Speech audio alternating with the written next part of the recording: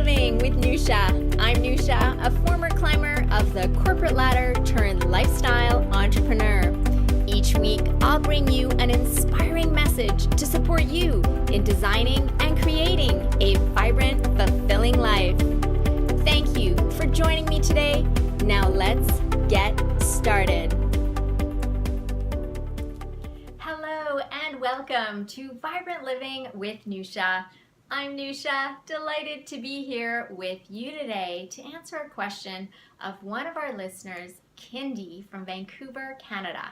And Kindy's question is, why is humanity so disjointed from vibrant living?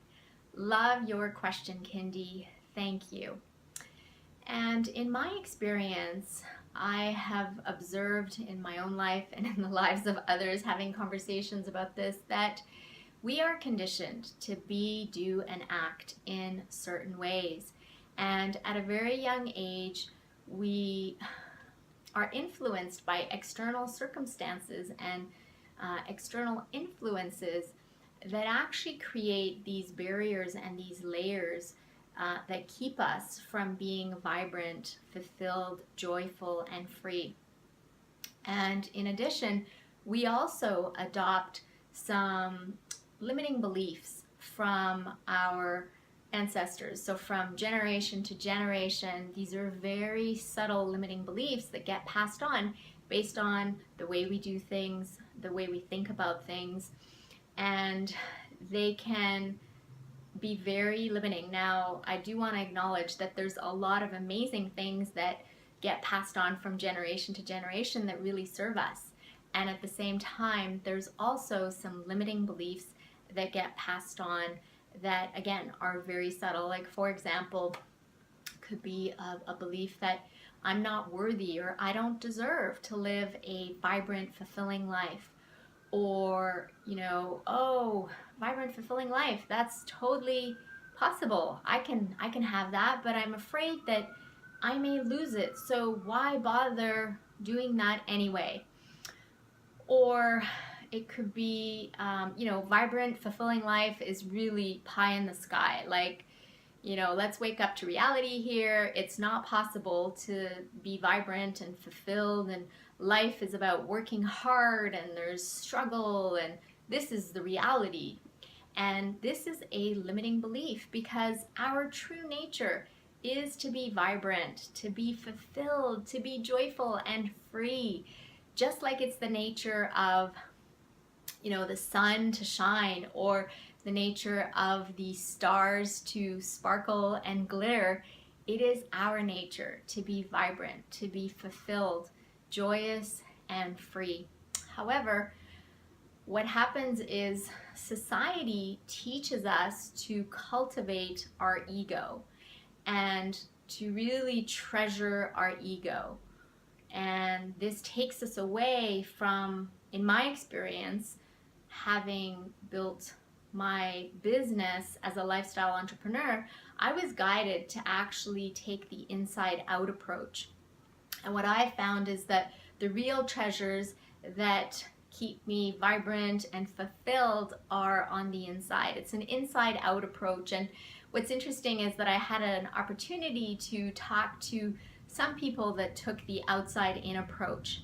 And what they reported, there was a pattern that I saw was, I had it all. On the outside, it looked like I had it all. And yet my feelings on the inside were of being unfulfilled. There was this feeling of emptiness and like something was missing.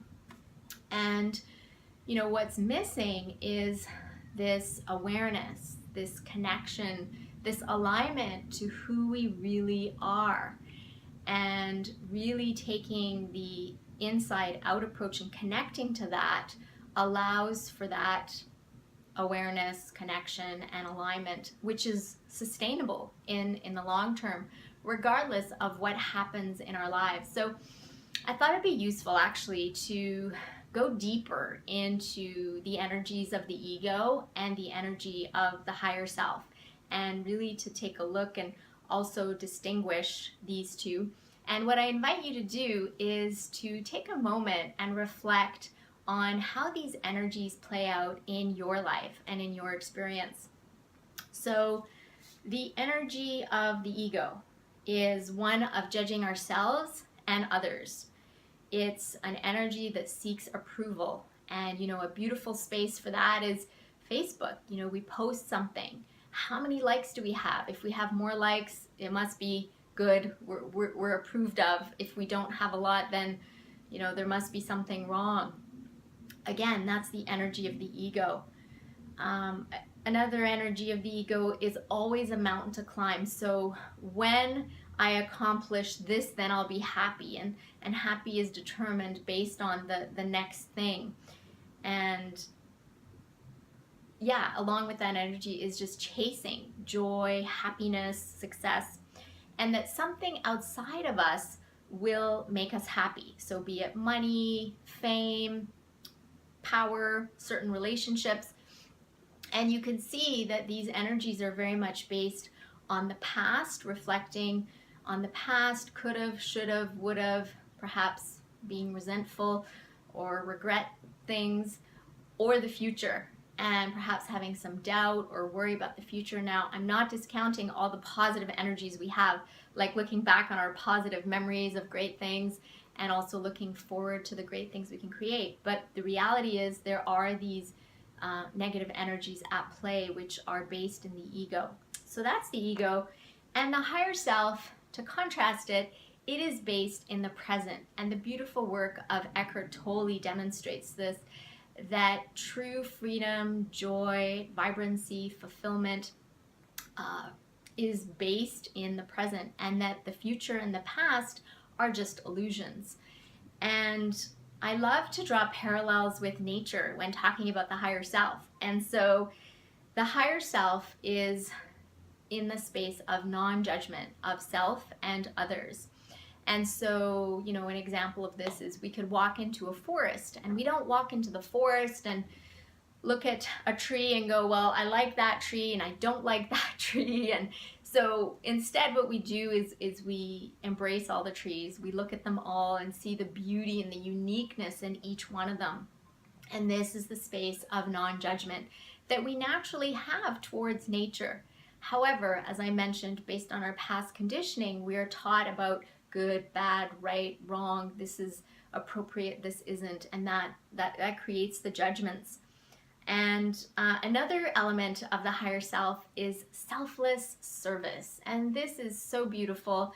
And I know many successful entrepreneurs really resonate with this, is the key to their success was really selfless service and really tapping into their talents and gifts and just sharing those with joy. And, an example of that again in nature is like the sun. The sun just shines and it gives us all its goodness and doesn't ask for anything in return, selfless service. So the higher self is based in love, in trust, in creativity, and it's, again, being in the here and now and really appreciating what is. The work of Byron Katie demonstrates this so beautifully, loving what is. And another element is being ourselves. And I think kids do this so beautifully. They're just themselves, uninhibited and free and joyous, and they have no need for approval. There's no right, there's no wrong, they're just being themselves. And another element of the higher self is to be unique, to be our unique selves and to stand out. And again, we are taught to kind of blend in with everyone, and there's a right and there's a wrong, and often there's a fear of really being seen for who we really are. So again, the higher self, it's about the inside out approach, is really to get in touch with those treasures that lie inside of us, and to know that and to be able to share those in a way that will create true vibrancy, fulfillment, joy, freedom that's sustainable. And so a great analogy, it makes me think of the story of Michelangelo's David. And he was interviewed and asked, so how is it that, you created this masterpiece? This is amazing. Like, what was the process that you went through? And Michelangelo says, it was actually very simple. I saw this block of marble, and I also saw David. And what I did is I chipped away at anything that was not David. And so is our process of awakening.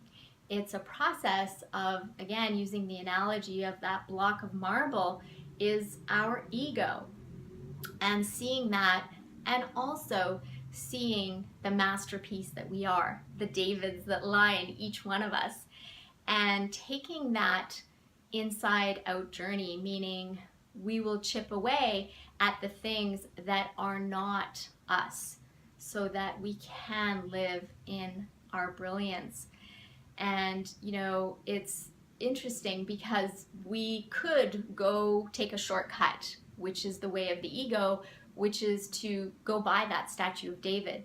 And based on my personal experience and having spoken to many others, it is not a fulfilling journey to just go do that, to take that shortcut, and to really create the masterpiece one step at a time. And actually, that is one of the intentions of Vibrant Living with Nousha, is to awaken and be an invitation to have people really see the masterpiece that they are. And for many of you listening, it's just a reminder.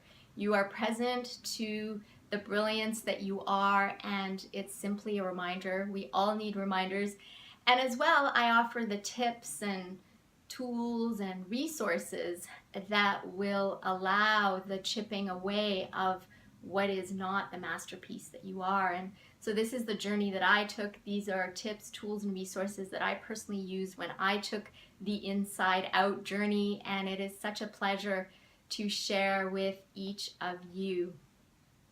So Kindy, thank you for this beautiful question. I know it has served many, and it has inspired some deep thinking. And friends, I invite you to share your perspective.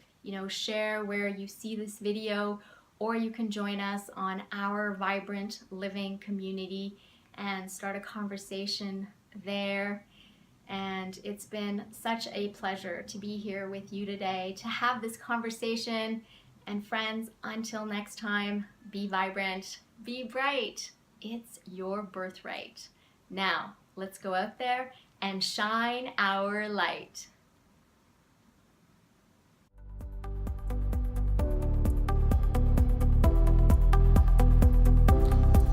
Thank you for investing this time with me on the Vibrant Living with Nousha podcast. I'm so glad that you joined our conversation. If you would take 2 minutes to positively impact someone's life by sharing this episode, that would be wonderful.